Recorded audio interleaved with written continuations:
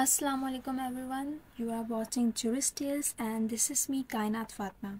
हमारी banking law की series already जारी है और आज हम सेकंड टॉपिक कवर करने लगे हैं जो कि है इस्टेब्लिशमेंट ऑफ बैंकिंग कोड्स। ठीक है, तो अब इसको ये हमारे फाइनेंशियल इंस्टीट्यूशन जो हमारा ऑर्डिनेंस है उसके सेक्शन नंबर 5 के अंदर प्रेस्क्राइब्ड है। ये हमारा बहुत इम्पॉर्टेंट टॉपिक है जो कि पास पेपर में भी आ चुका है। तो चलें हम इस टॉपिक को देखते हैं। सेक्शन 5 का सब सेक्शन 1 सबसे पहले हमें बताता है कि जो बैंकिंग कोड्स हैं वो फेडरल गवर्नमेंट जो है वो इस्टेब्लिश करती है। अब वो कैसे करती है कि वो सिंपली ऑफिशियल गैजेट के अंदर नोटिफिकेशन इशू करती है जिसके अंदर वो प्रेस्क्राइब करती है कि इस जगह पर इस जुरिस्डिक्शन के अंदर या इस टेरिटोरियल लिमिट्स के अंदर बैंकिंग कोड इस्टेब्लिश की जाने वाली है। ठीक है, उसके साथ साथ वो बेसिकली जब वो बैंकिंग कोड को इस्टेब्लिश कर रही होती है तो वो जो भी नेसेसरी कंसिडरेशंस होती हैं उनको मद्देनज़र रखते हुए, ठीक है, फिर वो बैंकिंग कोड को इस्टेब्लिश करती ताकि जुरिस्डिक्शंस वगैरह को प्रेस्क्राइब करवाया जा सके।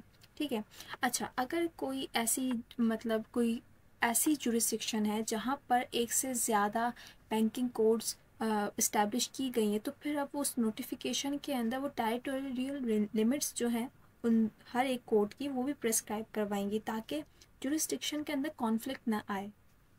साथ ही साथ इसी सबसेक्शन 1 के अंदर में बताया जा रहा है कि हर बैंकिंग कोड के अंदर एक जज, ठीक है, वो अपॉइंट करेगी। ठीक है, अपॉइंट आ जज। ठीक है, तो यानी कि हर एक कोर्ट के अंदर एक जज होगा जो बेसिकली फेडरल गवर्नमेंट अपॉइंट करेगी और वो उस कोर्ट को रूल कर रहा होगा। अब सब सेक्शन 2 के अंदर हमें बताया जा रहा है कि ऐसी जुरिस्डिक्शन जहाँ पर एक से ज़्यादा उसने बैंकिंग कोर्स को इस्टेब्लिश करवाया फेडरल गवर्नमेंट ने, तो फिर अब यहाँ पर फेडरल गवर्नमेंट टेरिटोरियल लिमिट्स जो हैं वो हर एक कोर्ट की प्रेस्क्राइब करवाएगी। ये वही बात जो ऊपर सबसेक्शन 1 में कही गई है वही दोबारा से रिपीट हुई है सबसेक्शन 2 के अंदर। बस फ़र्क इतना है कि सबसेक्शन 1 के अंदर मेथड बताया गया है कि कैसे प्रेस्क्राइब करवाएगी टेरिटोरियल लिमिट्स, वो है नोटिफिकेशन के थ्रू, जबकि सबसेक्शन 2 के अंदर यहाँ पर सिंपली उस टेरिटोरियल लिमिट्स की प्रेस्क्रिप्शन का बताया गया है। अब सबसेक्शन 3 के अंदर हमें हाई कोर्ट की पावर का बताया जा रहा है। देखिए, हमारे पास दो कंडीशन है। एक ऐसी कंडीशन जहाँ पर एक ही जुरिस्डिक्शन है, उस एक जुरिस्डिक्शन के अंदर एक से ज़्यादा कोर्ट्स हैं। ठीक है, और एक दूसरी तरफ हमारे पास दूसरी कंडीशन ये है कि जिसमें एक ही जुरिस्डिक्शन है और उस जुरिस्डिक्शन के अंदर एक ही कोर्ट इस्टेब्लिश हुई हुई है। ठीक है, इस सिचुएशन के अंदर जो हाई कोर्ट होती है उसके पास एक पावर आ जाती है कि वो केस को एक बैंकिंग कोड से उठाकर किसी दूसरी बैंकिंग कोड के अंदर ट्रांसफ़र कर सकती है। ठीक है, चाहे वो एक ही जुरिस्डिक्शन के अंदर दो कोर्ट्स बनी हुई हों तो उन्हीं के दरमियान ट्रांसफ़र का काम कर देगी, या फिर अगर एक जुरिस्डिक्शन से उठाकर किसी दूसरी जुरिस्डिक्शन के अंदर भेजना है तब भी हाई कोर्ट के पास पावर है कि वो ये कर सकती है। अच्छा, ऐसा हाई कोर्ट कब क्यों करती है और कब करती है कि जब उसको लगता है कि जो पार्टीज़ हैं या फिर विटनेसेस जो हैं उनकी कन्वीनियंस के लिए, या फिर अगर कोई हर्डल आ रही है जस्टिस को प्रिवेल करवाने के अंदर, तो फिर अब ऐसी सिचुएशन के अंदर for the sake of the justice या फिर for the sake of the convenience of the parties या फिर विटनेसेस, तो इस सिनेरियो के अंदर जो बैंकिंग कोर्ट है वो ट्रांसफ़र करती हैं। अब हम सबसेक्शन 4 देख लेते हैं जो कि 2016 की अमेंडमेंट के बाद ऐड किया गया था। अब सबसेक्शन 4 के अंदर यहाँ पर अपॉइंटमेंट ऑफ द जज का बताया जा रहा है, बैंकिंग कोर्ट के जज का। तो फेडरल गवर्नमेंट है वही जज को अपॉइंट करती है, बट यहाँ पर वो जो बैंकिंग कोर्ट है जिस जुरिस्डिक्शन में फॉल करती है उस जुरिस्डिक्शन की जो हाई कोर्ट है, ठीक है, उसका जो चीफ जस्टिस है उसके साथ कंसल्टेशन करके ही वो जज को अपॉइंट करती है। अब वो किसको अपॉइंट करेगी, यहाँ पर क्वालिफिकेशन भी बताई गई है जज की कि जो जज जो बेसिकली क्वालिफाइड है टू बी अ डिस्ट्रिक्ट जज, ठीक है, वही जज जो है जज ऑफ द बैंकिंग कोर्ट बन सकता है।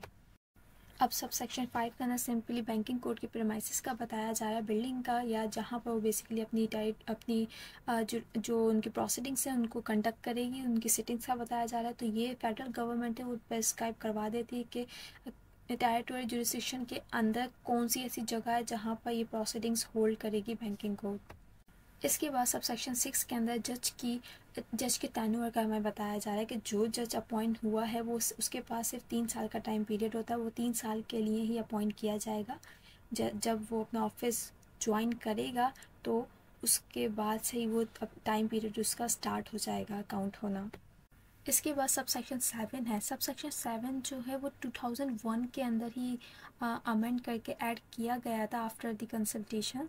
ठीक है, तो अब इसके अंदर बेसिकली बताया जा रहा है कि जो बैंकिंग कोर्ट का जज है उसकी जो सैलरी है, उसके अलाउंसेस हैं या उसके जो ऑफिस की टर्म्स एंड कंडीशंस हैं, वो सारी की सारी जो है फेडरल गवर्नमेंट डिटरमाइन करवाएगी। ठीक है, बट यहाँ पर अगर आप इस प्रोविज़न को देखें, इस पर्टिकुलर सबसेक्शन को देखें, तो यहाँ पर मे डिटरमाइन यूज़ किया गया है, यानी कि यहाँ पर लाजिम नहीं है कि फेडरल गवर्नमेंट ही डिटरमाइन करवाएगी, मे भी कोई स्लाइट चेंजेस आ सकती हैं।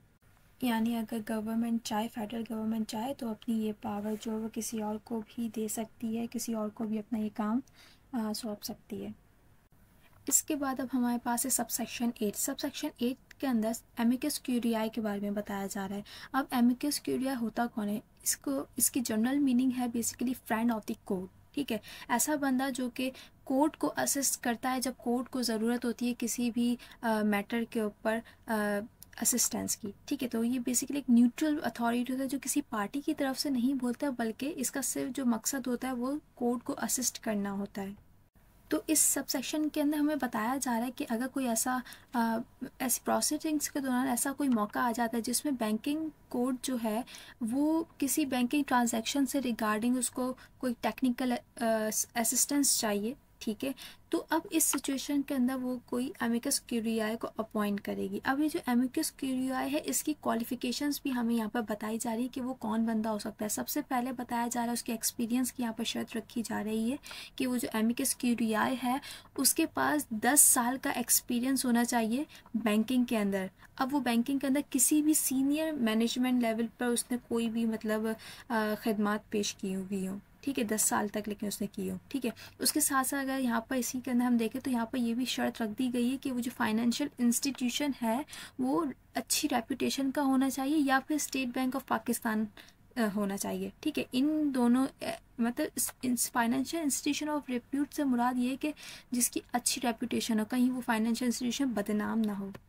अगर वो बंदा इन दोनों में से फाइनेंशियल इंस्टीट्यूशन या फिर किसी स्टेट बैंक ऑफ पाकिस्तान में 10 साल तक उसने अपनी खदमात देता रहा है, उसके पास सीनियर मैनेजमेंट लेवल का एक्सपीरियंस है, तो वो अब क्वालिफाइड है कि उसको एमिकस क्यूरियाई अपॉइंट किया जा सकता है। लेकिन स्टिल इसके साथ साथ हमारे पास फर्दर क्वालिफिकेशंस भी बताई जा रही हैं। अब हम उनको देखते हैं। अब ये जो क्वालिफिकेशन है ये बेसिकली उसकी एजुकेशनल बैकग्राउंड से रिगार्डिंग है। सबसे पहले यहाँ पर बोला जा रहा है कि वो उस बंदे के पास डिग्री इन कॉमर्स होनी चाहिए और साथ ही साथ एंड अकाउंट्स के अंदर भी डिग्री होनी चाहिए। ठीक है, ये दोनों साथ होनी चाहिए।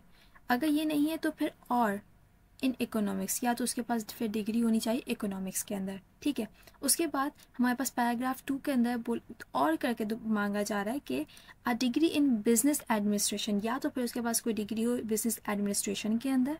ठीक है, या फिर दोबारा से और करके हमसे बोला जा रहा है कि उस एमिकस क्यूरियाई उस पर्सन के पास जो है वो उसने कंप्लीट कोर्स कर रखा हुआ बैंकिंग के अंदर, जो बेसिकली बैंकर्स के लिए बना है। पाकिस्तान में बैंकर्स के एक सेपरेट कोर्स मौजूद है बैंकिंग के रिगार्डिंग, तो वो उसने किया हुआ हो। ठीक है, अब यहाँ पर गौर करने की ये बात है कि यहाँ पर और करके बताया गया, ये तमाम चीज़ें नहीं मांगी गई बल्कि शर्त है कोई भी इनमें से हो। अब सब सेक्शन 9 के अंदर एमिकस क्यूरियाई की रिम्यूनरेशन के बारे में बताया जा रहा है। अब इसकी जो रिम्यूनरेशन है वो बेसिकली पार्टीज़ या फिर कोई भी एक पार्टी जो है वो पे करती है। ठीक है, अब ये कौन डिटरमाइन करवाता है? ये बैंकिंग कोर्ट ही डिटरमाइन करवाती है। वो हर केस की जो सर्कमस्टांसेस हैं उनको देखते हुए डिटरमाइन करवाती है कि या तो एक पार्टी ही पे करेगी या फिर दोनों पार्टीज मिलके करेंगी, या फिर उनके अंदर परसेंटेज डिसाइड करवाती कि इतना परसेंट ये पार्टी पे करेगी तो इतना परसेंट ये पार्टी पे करेगी। ठीक है, ये टोटली बैंकिंग कोर्ट के ऊपर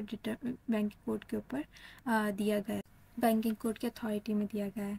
अब उसके बाद हम सेक्शन 10 देख लेते हैं। ये भी 2016 की अमेंडमेंट के बाद यहाँ पर ऐड करवाया गया है। अब सबसेक्शन 10 के अंदर यहाँ पर जो बैंकिंग कोर्ट का जज है उसकी एक ड्यूटी बताई जा रही है कि उसकी जिम्मेदारी है कि वो हर क्वार्टर ईयर, ठीक है, हर एक क्वार्टर हिस्से के अंदर वो अपनी एक रिपोर्ट तैयार करेगा और जो चीफ जस्टिस और हाई कोर्ट है उसको भेजेगा। ठीक है, अब क्वार्टर ईयर से यहाँ पर क्वार्टरली ईयर से मुराद 3 महीने बेसिकली हैं। ठीक है, हर साल का अगर क्वार्टर किया जाए, एक साल का अगर क्वार्टर किया जाए तो वो 3 मंथ्स बनता है। ठीक है, तो उन 3 मंथ्स के दौरान उसने कितने केसेस जो हैं, कितने केसेस फाइल्ड हुए हैं ठीक है, कितने केसेस हेयर्ड हो चुके हैं और कितने केसेस जो हैं वो डिस्पोज्ड ऑफ हो चुके हैं, यानी कि उनके ऊपर फैसला सुनाया जा चुका है। ठीक है, वो पूरी रिपोर्ट प्रिपेयर कर कर वो जो chief justice of high court है उसको भेजेगा। So that was all for today. I hope आज का लेक्चर भी बहुत आसान था, आप लोगों को ईजिली समझ आया होगा। But still if you have any query you can ask in the comment box. मैं आपके हर सवाल का ज़रूर जवाब दूँगी। Thank you for watching this video. अल्लाह हाफिज़।